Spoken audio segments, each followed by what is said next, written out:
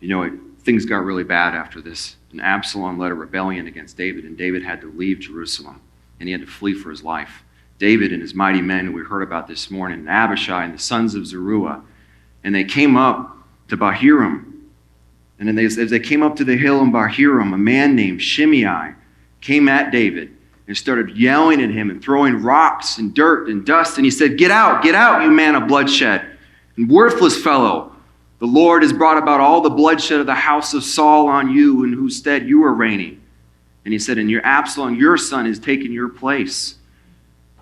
Abishai was so angry, he wanted to kill him. He said, let me cut off his head. How dare he speak to the king like this? And David said, no, let him be. Maybe God will give me good instead of his cursing this day. And so David granted mercy to this man, Shimei.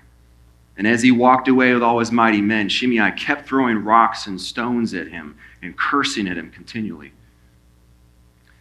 This really shows us the state of Israel and the lack of honor that Absalom had for his father. This shows us where he led the whole nation, that the fact that a man could even think about speaking to the king in such a way, it would never have happened before. It's really important how we treat our fathers and mothers. It's really important how we treat our Heavenly Father. The best way we can honor our parents is to follow the Lord. A lot of us might not have an earthly father. Many of us, maybe our fathers passed on or we never had a father. But we might have a spiritual mentor or somebody who is in a place that could be like a father to us. And if not, we have our Heavenly Father if you're born again. And I know several of you became born again today, and that's so exciting. So it's really important that we know we are all sons. Absalom further dishonored his father, and he publicly humiliated him in front of all of Israel. He went into his father's concubines in front of Israel and made a point that there could be no reconciliation between David and Absalom at this point. It was really, really bad. Now I want to go to Absalom's brother Solomon's words on this subject.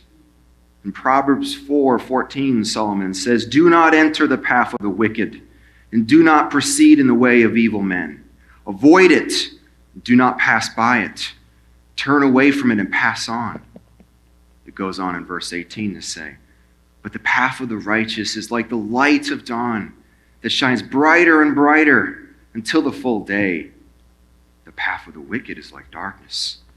They do not know over what they stumble.